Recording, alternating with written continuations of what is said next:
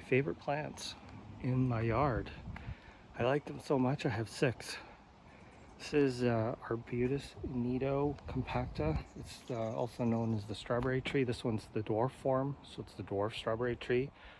These are native to Europe, I think primarily around the Mediterranean, and there's a disjunct population in Ireland. This particular one, these grow, the dwarf form grows about 8 to 10 feet high, 8 to 10 feet wide. My shrubs are taller than me, not by much. It's 6.5 or so. And this is the time of year where they really look amazing because you get the heather shaped flowers, these little bell flowers, and you get the fruit from the previous year in different stages of development. It is such a beautiful tree, large shrub. There is the standard tree form. Let's go in here. This one has quite a bit of fruit on it. And the great thing about this is it is a broadleaf evergreen, so it keeps its leaves year round. They're a nice glossy green color. They do have a little bit of a serration on the edge. It doesn't hurt or anything, it's just there. The hummingbirds, I don't know if you can hear them. They're all over these right now because this is the latest plant to come into flower. And these are very drought tolerant, hardy to zone 7. Beyond that, I think you may be pushing your luck. They may take a bit of damage, but here I'm in, depends on who you talk to, zone 8 or zone 9. And these are very carefree for me, very easy plant. These went in 4 years ago. They were around the size, a little bit bigger than these agapanthus. So for me, they grow quickly. They do appreciate full sun, very drought tolerant.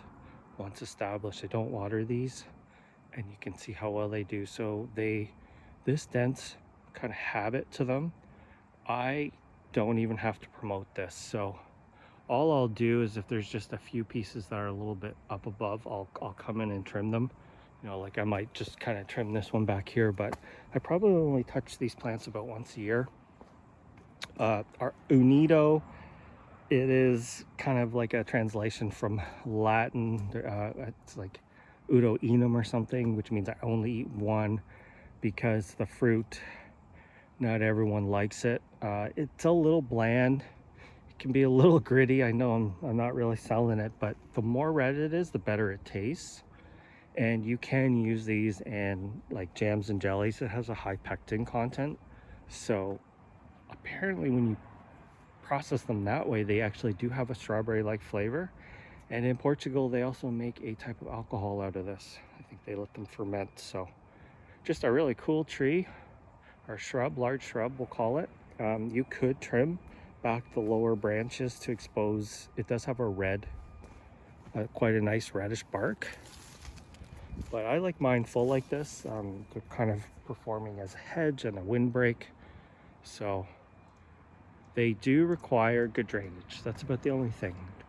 Good drainage, give them a fair amount of sun. They do better in full sun. I have one that's actually in a lot more shade, and it actually does okay.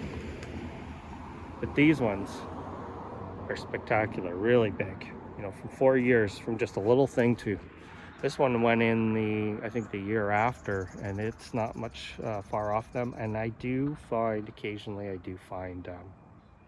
seedlings. So definitely one you want to consider if you live in a Mediterranean climate. And you can try the fruit, see what you think of it. I don't mind it. I wouldn't want to eat like 20 of them or anything, but a few of them is okay. It's such a great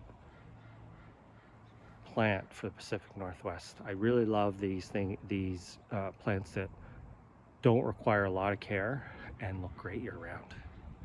It's always important to have ones like that in your garden. Thanks for watching.